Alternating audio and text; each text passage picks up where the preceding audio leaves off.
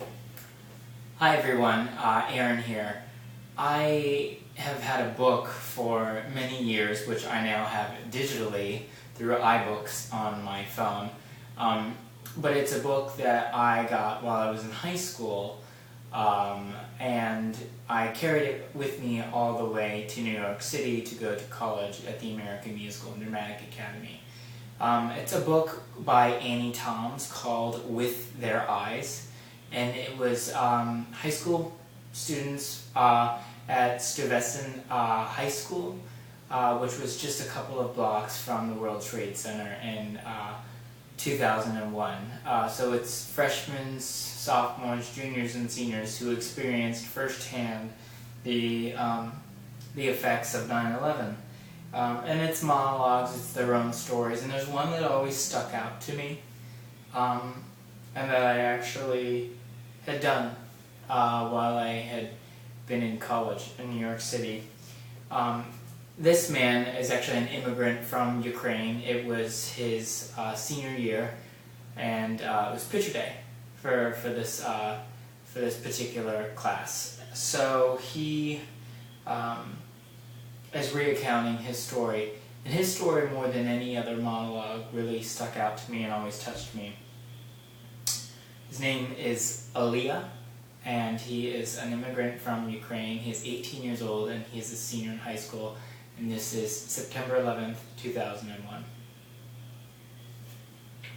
Well, September 11th was also my senior picture day. So I get up in the morning, and I took half an hour fixing my hair. Put on a suit, really uncomfortable dress shoes, a big shirt, and I didn't want to carry all of my books around, so I thought I'd just leave everything in my locker. Well, yeah, I had also recently just got a cell phone too, so I was carrying that around the whole day. So I got up in the morning, came to school just like normal, and I came to school early this day, put all of my stuff in my locker, and I was only carrying a folder around. I happened to be in French class when this all happened. You know, I swear I didn't hear anything but my French teacher. My French teacher, that I swear is like 165 years old. She comes in about 20 minutes late. Well, she needs to scan our books that we need for the year. And she starts, well, I was looking in the office for a scanner, and the chairperson says, well, a plane hit the World Trade Center. And she says, well, okay, I still need the scanner. And he says, no, you don't know what I said. I just said a plane hit the World Trade Center. Her response was, well, okay, I still need the scanner. So yeah, she gets the scanner. And she comes into class and she tells us this. And we all laugh. Because we have no clue what's going on, so we're, okay, the plane hit. It didn't really register, you know, we heard it from her, and okay, she goes on scanning our books. So then I walk into physics, which is right after French. That's when I actually see the building, and then I see all of the smoke. And I'm like, holy shit. That's not just her being delusional. Something pretty bad's going on, and I started to feel it. We sat there in physics watching for a while out of the window.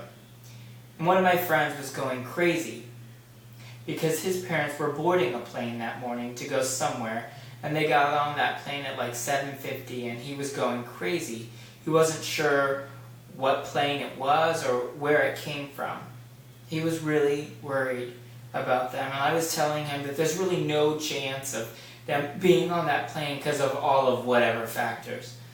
Probably going another direction. So we just sat there for a while, and we all stared out the window for a while. So we sat there.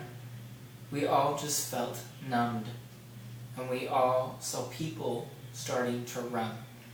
And then about 20 minutes into the period, the top of the building fell, and then we were watching the building fall. We were watching it from a distance. I usually don't get afraid easily. I became I was really afraid.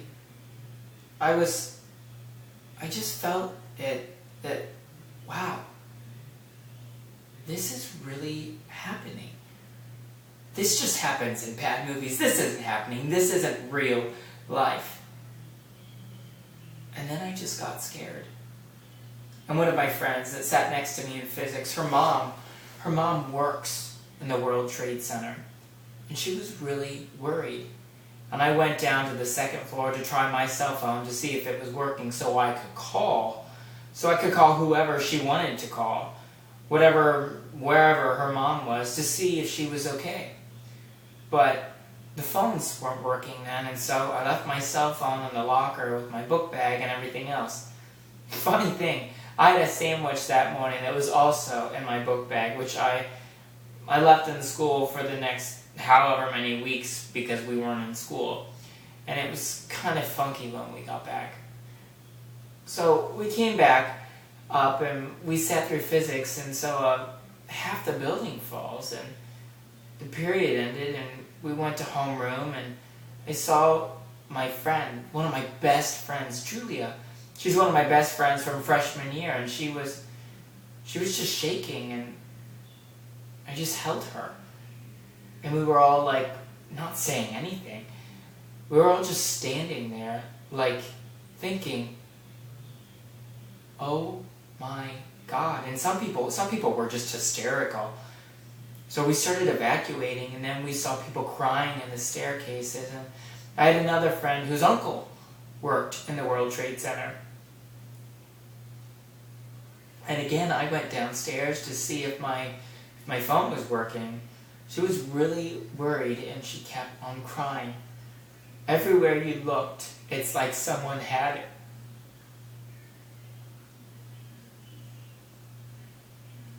Everywhere you looked, it's like someone had a mother, a father. And it was, it just felt really close to home. And it was like, scary that you realize you almost lose your morality. It's right there. What if? What if it was closer? I left my cell phone at school, and I wish I had my cell phone. And I remember walking uptown in my suit and my shoes and feeling really uncomfortable. And wishing I had brought sneakers or shoes to change into, or thinking maybe I should stop by a store or buy some slippers and something. Just carry my shoes. So after we left school, I chilled with some of my friends, and we ate, we talked, we wasted a lot of time, we hung out. Oh, my dad. My dad, he just sort of nodded when I first came in. And we sat down at dinner, and he poured himself vodka, and he poured me some cognac. And then, I had 2 shots, and I just went straight to bed. My dad didn't really say anything. He just he had a look. I know, I can tell that you went through a lot, and I'm not going to bother you with all of these questions today. I mean, it feels weird being in the center of a school's project for this theater project that you're doing now. I mean, yeah, that's great, but we're really fine. Okay, God bless us, but we really are fine. The first day when I came back and when I walked past, everything was still smoking. The ruins sticking out of the ground, and I was like, damn. And we couldn't do much more. I mean, I had a reaction. I just felt some piece of New York it's home to me most of my life after leaving Ukraine. 12 years now.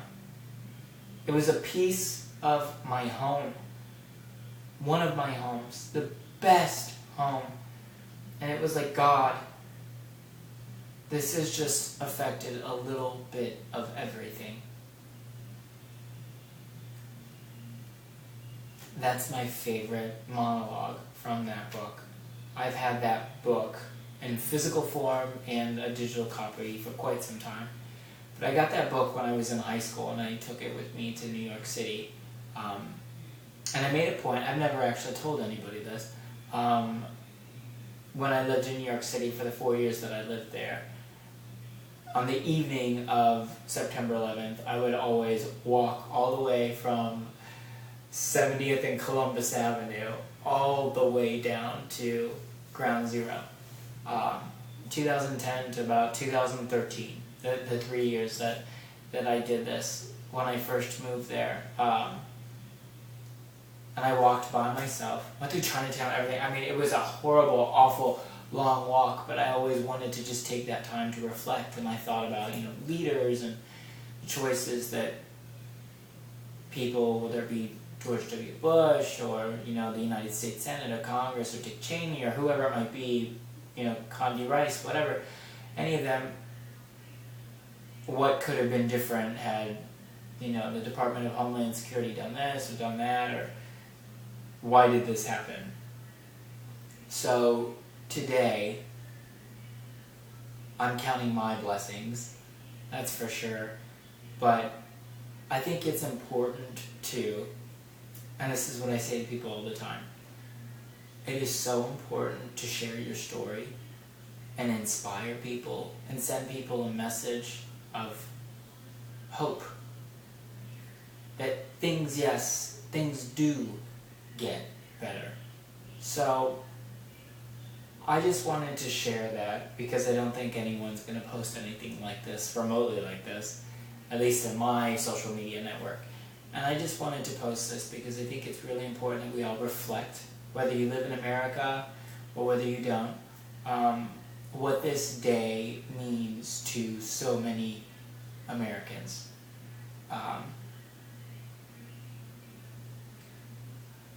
Today is always a really emotional day for me. I mean, I think it's a really emotional day for everyone, just about in our country. And today is always a sad day. It's always been a sad day full of just many tears. I can't bring myself to watch videos of the terrorist attacks on 9/11. I can't bring myself to watch any of that. I don't want to. It's forever ingrained in my brain, so I don't have to watch videos because I already see it in my head. I was in 4th grade when September 11th happened, and I was in music class. So it was like 8 o'clock in the morning, and I'm still in music class. And we're sitting there, and I remember I'm learning how to play Twinkle Twinkle Little Star on the recorder, and I had not a clue what in the world I was doing playing this recorder. So I'm sitting there, everyone is dun dun dun dun dun dun, and I'm literally doing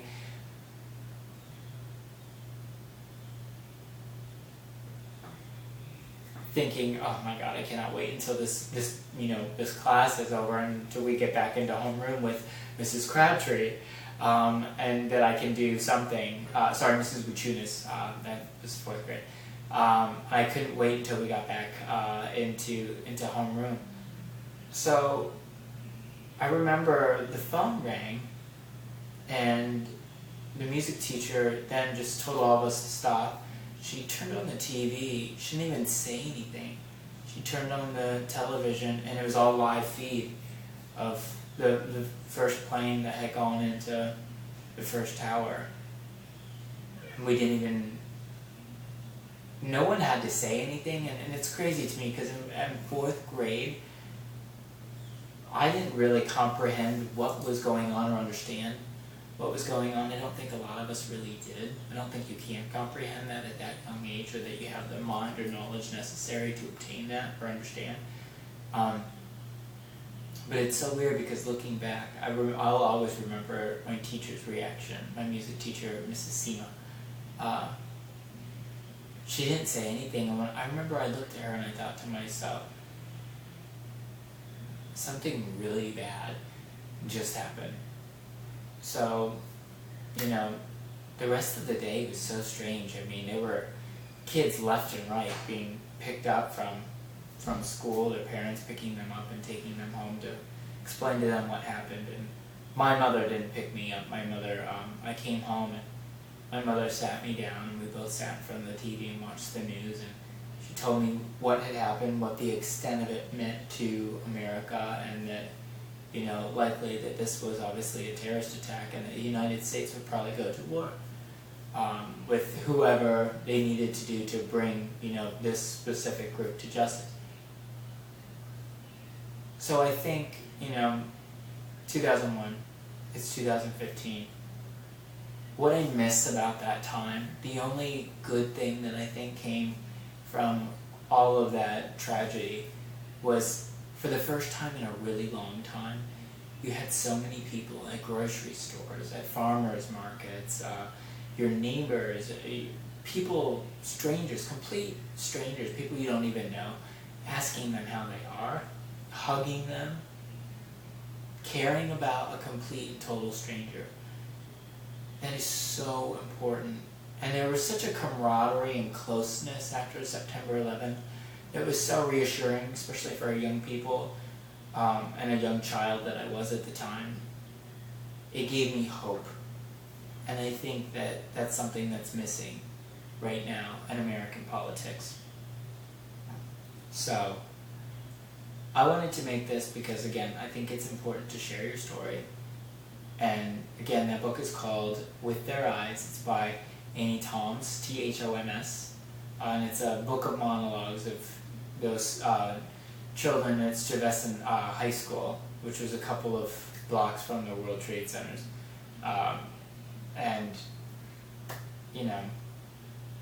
it's just a really eye-opening book to hear young people recount their experience and seeing it firsthand and, going through the smoke, trying to get out of the lower part of, the financial district in Manhattan and, go to wherever it is that they were trying to go to get away from all the smoke and everything. So I just think it's important that we reflect on today and that we appreciate what we have and how far we've come, yet we need to also understand how far we really have yet to go to get back to a place where we all respect each other, where we all love each other, regardless of who we are, where we live, who we love, or our politics.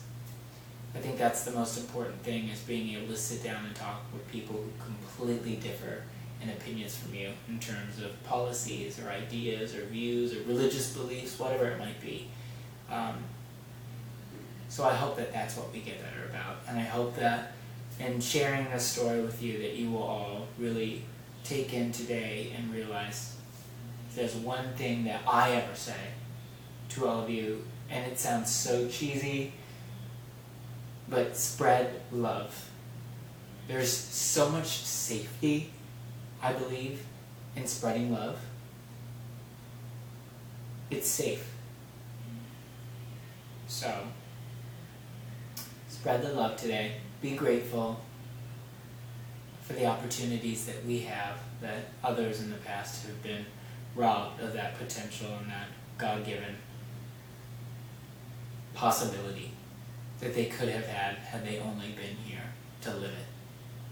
So, thank you all for watching this, and reflect today.